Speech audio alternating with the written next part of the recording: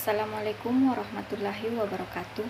Perkenalkan, nama saya Nini Andriani, LO51191022, mahasiswi Prodi Pemanfaatan Sumber Daya Perikanan Fakultas Ilmu Kelautan dan Perikanan Universitas Hasanuddin. Nah, sebelum kita melangkah kepada pembahasan mengenai metode penyuluhan zaman dahulu versus zaman perkembangan teknologi informasi seperti sekarang ini, sebelumnya saya akan menjelaskan mengenai apa sih itu penyuluhan.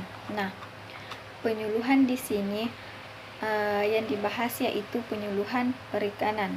Nah, penyuluhan perikanan adalah proses pembelajaran bagi pelaku utama serta pelaku usaha agar mereka mau dan mampu menolong dan mengorganisasikan dirinya dalam mengakses informasi, pasar, teknologi permodalan, dan sumber daya lain sebagai upaya untuk meningkatkan produktivitas, efisiensi usaha, pendapat, dan kesejahteraan serta meningkatkan kesadaran dalam pelestarian fungsi lingkungan hidup. Nah, penyuluhan merupakan kegiatan pendidikan yang mengandung proses belajar mengajar.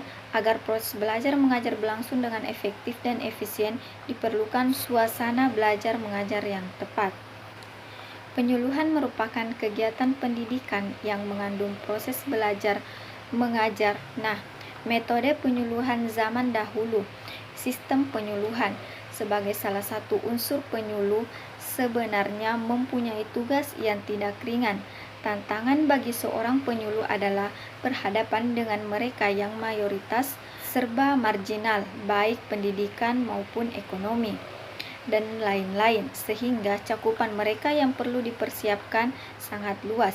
Menurut Undang-Undang Nomor 16 Tahun 2006 Pasal 27 Ayat 2 menyebutkan bahwa materi penyuluhan berisi unsur pengembangan sumber daya manusia dan peningkatan modal serta unsur ilmu pengetahuan, teknologi, informasi, ekonomi, manajemen, hukum, dan pelestarian lingkungan. Penyuluh kelautan dan perikanan mempunyai peran dalam pembangunan kelautan dan perikanan. Kegiatan penyuluhan kelautan dan perikanan ditopang oleh penyuluh perikanan di lapangan. Penyuluh perikanan sebagai pendamping kompetensi pelaku utama dan pelaku usaha perikanan dituntut mampu mendampingi atau menjembatani berbagai sumber informasi dengan pelaku utama atau usaha perikanan sebagai pengguna. Nah, zaman kemajuan teknologi informasi seperti yang saat ini, yaitu penyuluhan akan efektif. Kehadiran teknologi informatika merupakan tantangan bagi penyuluh perikanan agar menguasai keterampilan komputer dan memanfaatkan internet. Agar penyuluhan dapat berlangsung dengan baik, diperlukan pendidikan dan komunikasi untuk berbagai informasi. Hal ini dapat dilakukan fasilitator baik yang berasal dari suatu sistem sosial itu sendiri atau internal agent of change, atau yang berasal dari luar sistem sosial itu seperti penyuluh lapangan atau pembangunan dari sebuah swadaya masyarakat atau LSM. Sejalan dengan era pemanfaatan teknologi informasi dan komunikasi, maka perlu adanya penyampaian informasi teknologi serta materi penyuluh kelautan dan perikanan terbaru dengan cara efektif dan efisien kepada penyuluh perikanan, pelaku utama dan pelaku usaha KP untuk percepatan diseminasi materi penyuluh KP yang bersumber dari teknologi KP dan mengumpulkan materi spesifik lokasi dan kearifan lokal dari lapangan kontribusi penyuluh perikanan. Maka Pusat Penyuluhan Kelautan dan Perikanan sejak Agustus 2013 mengenai penyuluhan KAPI atau Marine and Fisheries Cyber Extension atau MFCE untuk digunakan di Indonesia sebagai salah satu referensi utama penyuluh perikanan di lapangan dalam menyiapkan materi penyuluhan sesuai dengan kebutuhan penerima manfaat penyuluhan atau sasaran penyuluhan. Teknologi informasi adalah suatu hal yang berhubungan dengan pengetahuan yang didapat manusia untuk memahami dan memberikan informasi dengan menggunakan teknologi yang ada, sehingga prosesnya menjadi lebih cepat dan luas. Selain itu, teknologi informasi merupakan suatu teknologi yang berhubungan dengan pengolahan data menjadi informasi dan proses penyaluran detail informasi tersebut dalam batas-batas ruang dan waktu. Sejalan dengan era pemanfaatan teknologi informasi dan komunikasi, maka perlu adanya penyampaian informasi teknologi serta materi penyuluh kelautan dan perikanan terbaru dengan cepat, efektif, dan efisien kepada penyuluh perikanan, pelaku utama, dan pelaku usaha KP.